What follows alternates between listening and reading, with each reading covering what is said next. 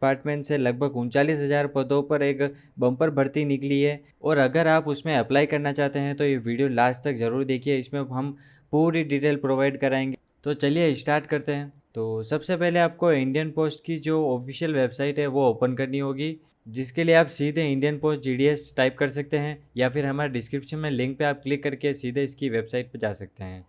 And इसके बाद जो रजिस्ट्रेशन प्रोसेस है वो 3 स्टेजेस में कंप्लीट होगा। फर्स्ट में आपको रजिस्ट्रेशन करना है, उसके बाद फ़ी पेमेंट करना है, देन आपको अप्लाई करना होगा। तो सबसे पहले रजिस्ट्रेशन प्रोसेस करते हैं एंड उसके लिए आपको ऊपर की तरफ जो स्टेज फर्स्ट रजिस्ट्रेशन दिख रहा है वहाँ पर क्लिक करना है। देन आपको कुछ आपकी डिटेल्स पूछेंगे तो वो आपको यहाँ प्रोवाइड करवानी है। सबसे पहले मोबाइल नंबर, तो मोबाइल नंबर देने के बाद आपको यहाँ पे वेरीफाई करने पड़ेंगे। वेरीफाई करने के लिए आपके जो मोबाइल नंबर है वहाँ पे एक OTP आएगा, वो OTP यहाँ पे सबमिट करना है।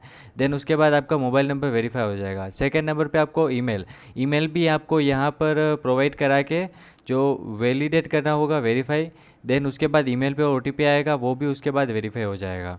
देन थर्ड आपको एप्लीकेंट्स नेम, जो 10th की मार्कशीट में आपका जो नाम है वो आपको यहाँ प्रोवाइड करवाना पड़ेगा। देन उसके बाद फादर्स नेम लिखना है या फिर मदर्स नेम।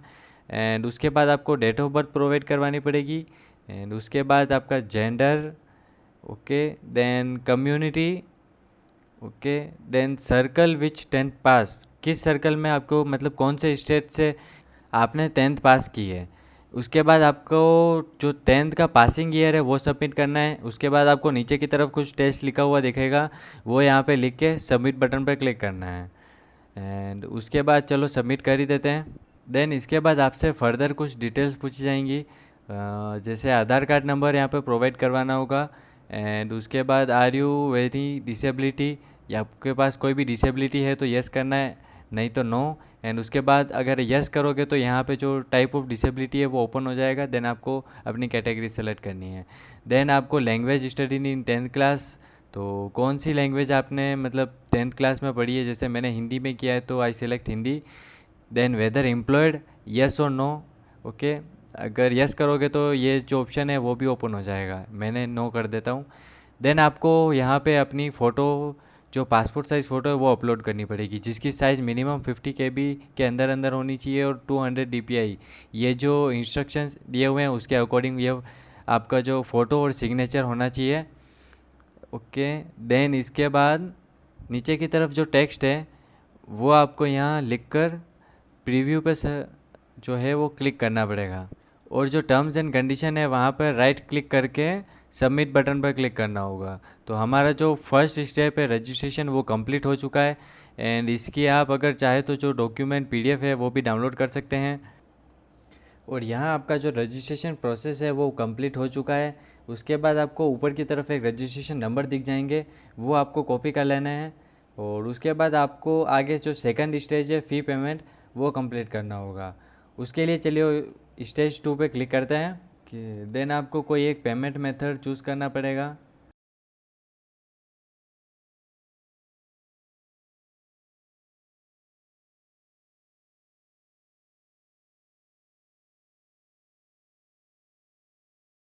जैसे कि यहाँ पे नेट बैंकिंग वगैरह कुछ चार्जेस वगैरह ले रखे हैं, लेकिन अगर आप UPI से पेमेंट करते हो तो आप कोई टैक्स वगैरह नहीं लगेगा। तो मैं अपनी UPI ID एंटर करता हूँ। देन मेक पेमेंट करने के बाद आपको, जैसे अगर आप पेमेंट करते हो तो आपके फ़ोन में एक नोटिफिकेशन आ जाएगा जिस UPI ऐप से आप कर रहे हो। देन वहाँ से आपको मेक पेमेंट ओके करना होगा। तो वहाँ से पेमेंट करते ही यहाँ पे भी पेमेंट सक्सेसफुली हो जाएगा। एंड इसके बाद आप अपने जो पेमेंट सक्सेसफुल है उसकी जो रिसिप्ट है वो भी यहाँ से डाउनलोड कर सकते हैं। उसके बाद चलिए ये जो प्रोसेस है वो तो कंप्लीट हो गया है। एंड इसके बाद जो थर्ड स्टेज है अप्लाई ऑनलाइन, तो वहाँ पे क्लिक करते हैं। तो यहाँ पे क्लिक करते ही सबसे पहले रजिस्ट्रेशन नंबर एंटर करने होंगे जो आपने पहले कॉपी किए हैं। उसके बाद आपको अपना सर्कल चूज़ करना है, जैसे कि अगर आपने राजस्थान से अप्लाई किया है तो राजस्थान, ओके। देन आपका जो रजिस्टर्ड नंबर है वहाँ पे आपको एक OTP भी मिलेगा, तो वही OTP आपको यहाँ पे सबमिट करना है। उसके बाद जो नीचे कैप्चा आएगा वो कैप्चा यहाँ लिखकर नेक्स्ट पर क्लिक करना है। देन उसके बाद आपको आपकी जो एड्रेस डिटेल है वो पुट करने को बोलेगा। तो सारी एड्रेस डिटेल्स पुट करने के बाद, जैसे कि मैंने यहाँ इस तरफ किए। उसके बाद जो सेम एज परमानेंट एड्रेस और जो कम्युनिकेशन, अगर आपका मतलब दोनों एड्रेस सेम है तो आप ऊपर की तरफ क्लिक कर सकते हैं। एंड अगर आपको 2 एड्रेस लिखने हैं तो दोनों एड्रेस आप यहाँ प्रोवाइड करवा सकते हैं। देन आपको क्वालिफिकेशन डिटेल्स पूछी जाएगी। तो सर्कल इन विच 10th क्लास पास्ड, तो आपको यहाँ पर बोर्ड सेलेक्ट करना है।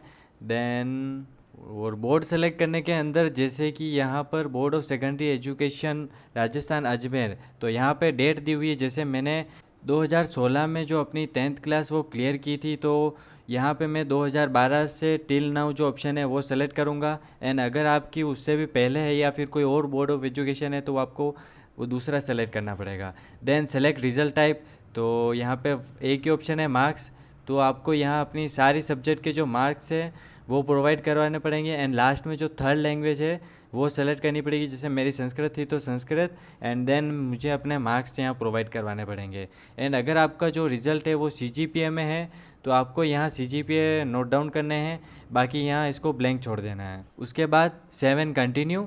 उसके बाद आप देख सकते हैं यहाँ एक नेक्स्ट ऑप्शन खुल जाएगा, सेलेक्ट डिवीज़न। तो यहाँ आपको अपना डिवीज़न चूज़ करना है, जैसे आप कहाँ आप रिलोकेट होने चाहते हो या फिर कहाँ आप अपनी पोस्टिंग लेना चाहते हो। तो जैसे चित्तौड़गढ़ सेलेक्ट की है तो यहाँ पर कुछ 2-4 अलग अलग पेज खुल जाएंगे, तो उनमें से आपका जो एरिया है वो आपको सेलेक्ट करना पड़ेगा।